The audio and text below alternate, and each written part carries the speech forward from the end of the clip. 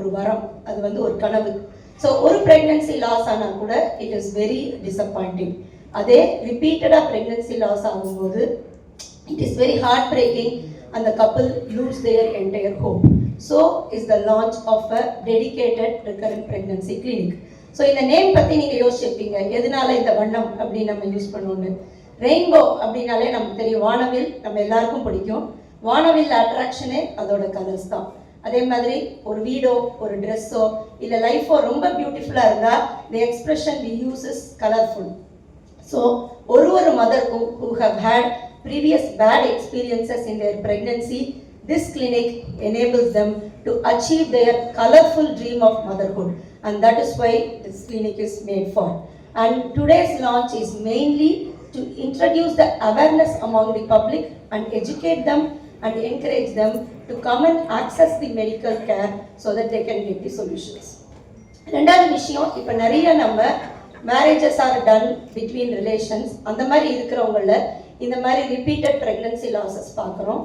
அதுக்கு ஒரு முக்கியமான காரணம் ஜெனட்டிக் ப்ராப்ளம்ஸாக இருக்கலாம். இப்போ with advancement in genetic technology we have wide range of genetic tests available, and also it has become more cost effective now, and those things should be utilized to give a better outcome for this couple. But ஆனால் ப்ராக்டிக்கலாக நம்ம patient கிட்ட பேசும்போது இந்த genetic test offer பண்ணும்போது they all are in denial. They don't want to accept the genetic problem and they don't want to go ahead with the test. So only an awareness will be able to change this attitude. I just want to take you through a few patients who we manage successfully in our hospital so that you can get a better understanding about this. இன்னைக்கு காலையில் இங்கே வந்து இந்த இனாகிரேஷனில் நான் பங்கெடுத்ததில் எனக்கு ரொம்ப ரொம்ப சந்தோஷம்.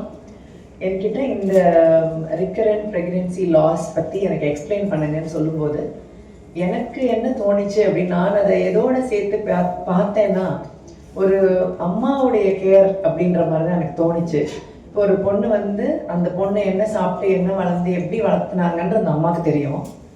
அப்போ அந்த பொண்ணு அப்படி வளர்த்திருப்பாங்க. அதுக்கப்புறம் அந்த அம்மா வந்து அந்த பொண்ணு ப்ரெக்னென்ட் ஆனோடனே இதுதான் சாப்பிடணும், இப்படி தான் நிற்கணும், இப்படி தான் உட்காரணும், இந்த நேரம் நீ தூங்கணும் இப்படின்னு அந்த அம்மா வந்து அந்த பிள்ளையை கைட் பண்ணுவாங்க. அந்த கைடன்ஸ்லேயே அந்த அந்த பொண்ணோட வயத்துல அந்த குழந்தை வளரும். அதுக்கப்புறமும் அந்த குழந்தை பிறந்ததுக்கப்புறமும் அந்த குழந்தைய வந்து இப்படி தான் தூக்கணும், இப்படி தான் வச்சுக்கணும், இங்கே தான் படுக்க வைக்கணும், குழந்தை இதை சாப்பிடணும், நீ இதை சாப்பிடணும், இந்த நேரம் தான் நீ பால் கொடுக்கணும் இப்படின்னு அந்த அம்மா தான் மறுபடியும் அந்த குழந்தை வெளியே வந்ததுக்கப்புறமும் கைட் பண்ணுவாங்க. அந்த குழந்தையும் எப்படி உட்காரணும், அந்த குழந்தை எதை எப்படி பிடிச்சிக்கணும், எப்படி சாப்பிடணும், தன்னால அதை சாப்பிட கற்றுக்கிற ஸ்டேஜ் வரைக்கும் அந்த அம்மா ஹெல்ப் பண்ணுவாங்க. யாரு நான் சொல்றேன்னா இந்த பொண்ணுடைய அம்மா, அந்த பாட்டி.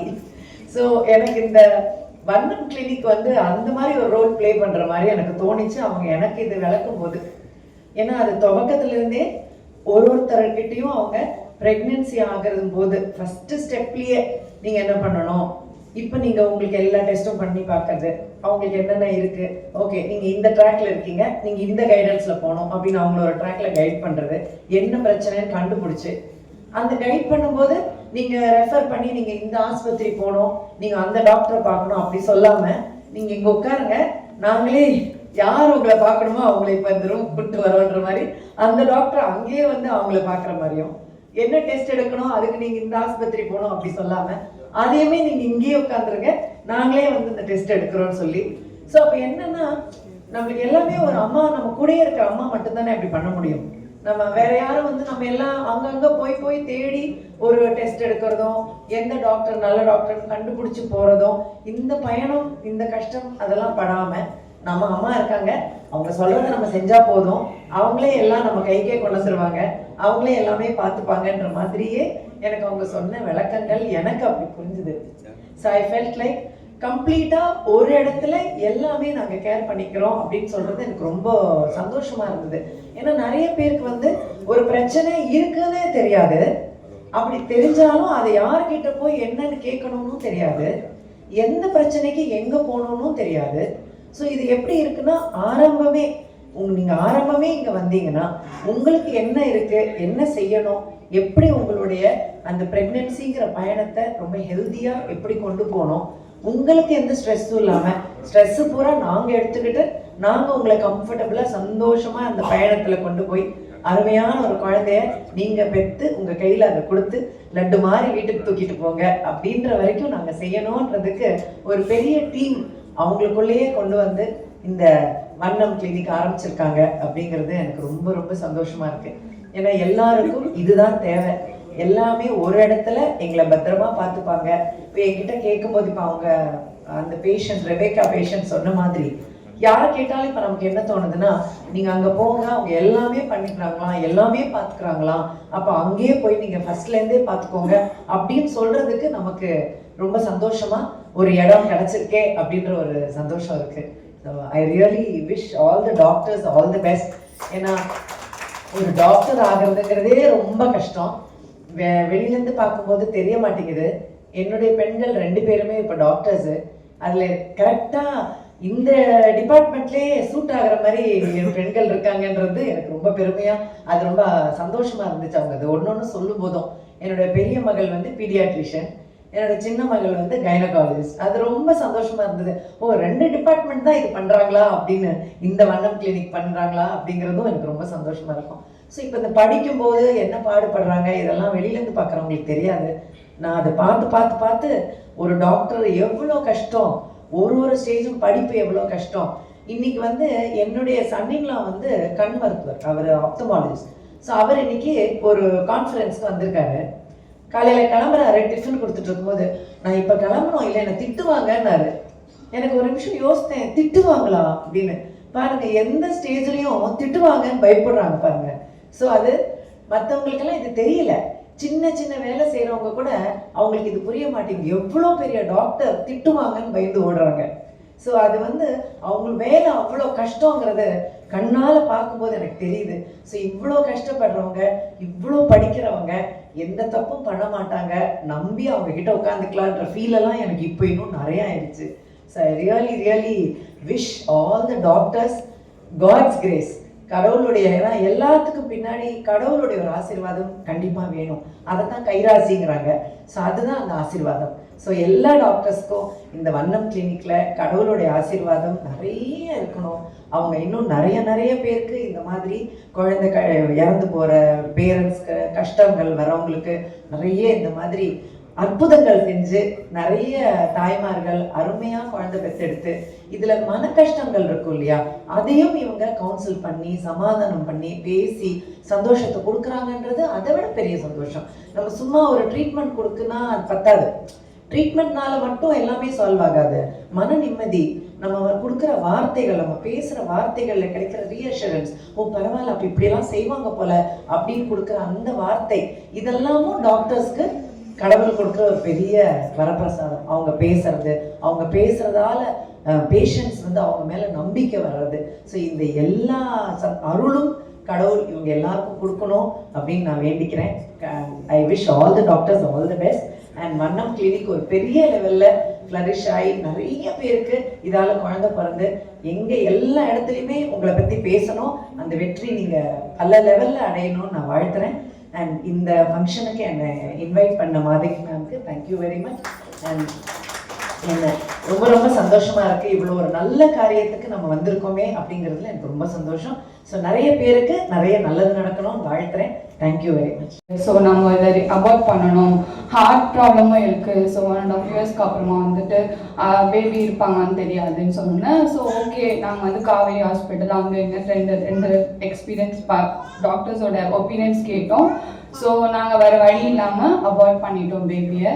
So it was around 21 weeks அப்போ. So 2016 again after 8 months நான் ரொம்ப ஸ்ட்ரெஸ் ஆகி மைண்ட் லெவலில் ரொம்ப பேபியே வேண்டாம், ஏன் இப்படி இருக்கு, ஜெனட்டிக், நிறைய டாக்டர்ஸ் சொன்னது என்னன்னா ஜெனட்டிக் ப்ராப்ளமாக இருக்கும் அப்படின்னு சொன்னாங்க. ஆஃப்டர் தட் நான் அதுலேருந்து கொஞ்சமாக வெளியில் வந்து ஆஃப்டர் 8 monthsக்கு அப்புறம் again I got pregnant without knowing. So அப்போ வந்து பார்த்தீங்கன்னா conjoined twins இருந்தாங்க அங்கே. அதில் ஒரு பேபி நல்லா ஃபார்ம் ஆயிருந்தாங்க, ஒரு பேபி ஹாஃப் தான் ஃபார்ம் ஆயிருந்தாங்க. ஸோ ஒரு பேபிக்கு லெக் இல்லை, ஒரு ஹார்ட்டில் ஃபங்க்ஷன் ஆகிட்டு இருந்தாங்க.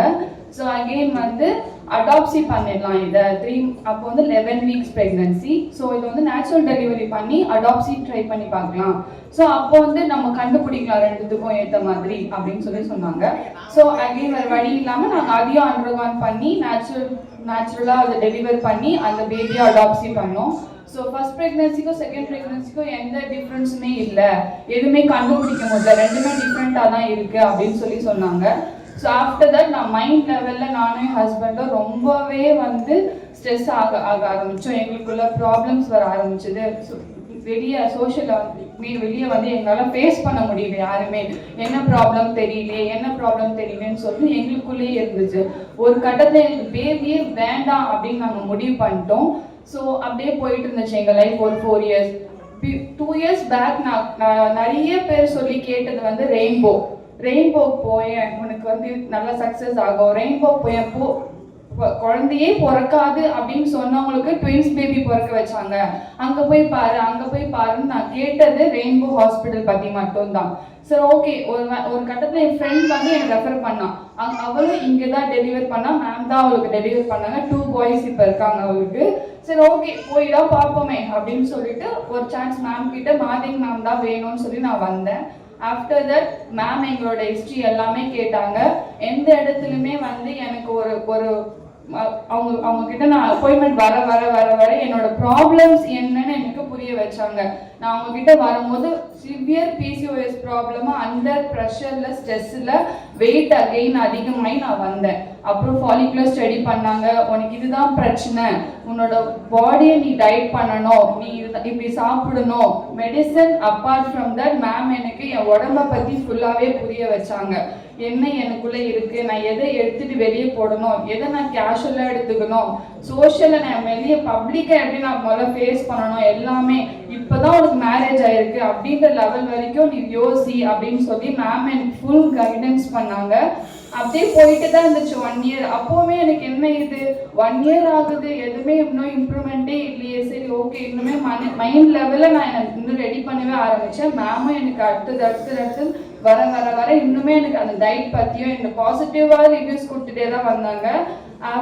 திடீர்னு பார்க்கும்போது எனக்கு ஸ்கிப் ஆயிடுச்சு பீரியட். இந்த லாஸ்ட் May 2025 எனக்கு பீரியட் ஸ்கிப் ஆயிடுச்சு. அப்போ நான் உண்மையாகவே பயந்தது என்னன்னா திருப்பியும் எனக்கு ஹார்மோன் ப்ராப்ளம் வந்துருச்சுன்னு பார்த்தேன். பட் ஆனால் அன்ஃபார்ச்சுனேட்டாக நான் நினச்ச மாதிரி நான் நேச்சுரல் கன்செப்ஷன் ஆனேன் அந்த இடத்துல. நிஜமா சொல்கிறேன், இது கண்டிப்பாக டயட் அண்ட் மேமோட எக்ஸ்பீரியன்ஸ் எல்லாமேனால எனக்கு கண்டிப்பாக நேச்சுரல் கன்செப்ஷன் நான் நினைக்காத ஒன்று என் லைஃப்பில் நடக்குமா, இல்லை நம்ம ட்ரீட்மெண்ட் தான் போகணும், IVF தான் போகணும்னு நினச்சிட்டு என் மைண்டுக்கு மேம் கொடுத்தது, இந்த ரெயின்போ ஹாஸ்பிட்டல் கைட் பண்ணது கொடுத்த கிஃப்ட் நேச்சுரல் கன்செப்ஷன் நான் கன்சீவ் ஆனேன். எல்லா என்னோட ஸ்கேன்ஸ் எல்லாமே ப்ராப்பராக இதுதான். இந்த குரோமோசோம் டெஸ்ட்லேருந்து எல்லா டெஸ்ட்டுமே மேம் எடுத்தாங்க. ஒவ்வொரு வாட்டி ஸ்கேனுக்கு நான் பயப்படுவேன். பட் ஆனால் ஸ்கேன் ரூம் விட்டு வெளியே வரும்போது நான் ஹாப்பியாக தான் வெளியே வந்தேன். Jan 2 நான் பாய் பேபி டெலிவரி பண்ணேன். ஸோ இது வந்து என்னோட experience in rainbow. And thanks to Madhavi ma'am. நான் இப்போ நிறைய பேருக்கு ரெஃபர் பண்ணுறதுனா இந்த ரெயின்போ ஹாஸ்பிட்டலுக்கு நானே இப்போ என் ஃப்ரெண்ட்ஸ்க்கு ரெஃபர் பண்ணேன். இந்த மேம் ரெஃபர் பண்ணேன். பெஸ்ட் டாக்டர்ஸ் இங்கே இருக்காங்க. ரெயின்போவில் நமக்கு வெளியே நினைப்பாங்க ஃபெசிலிட்டி இல்லையே என்ன பண்ணுறதுன்னு நினைப்பாங்க. ஆனால் இந்த ரெயின்போவில் எல்லா ஃபெசிலிட்டியுமே இருக்குது.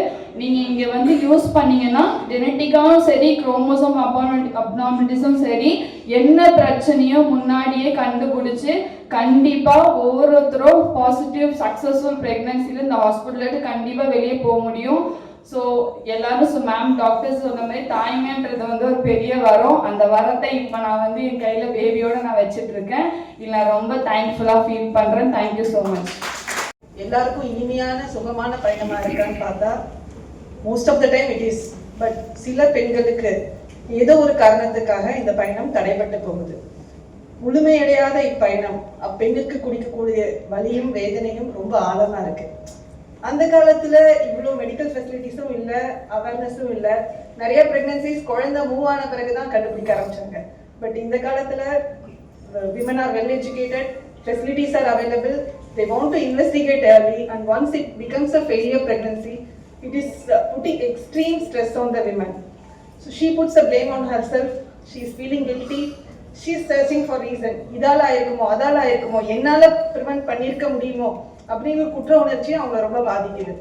ஸோ ஒரு தோல்வியே இவ்வளோ வழியை கொடுக்கும் பொழுது திரும்பவும் அவங்க அந்த பயணத்துக்கு ரெடியாகி என்டர் ஆகி திரும்பவும் அந்த ஜேர்னியில் மறுபடியும் தடங்கள் மறுபடியும் தோல்விங்கிறது really taking very tough toll on her.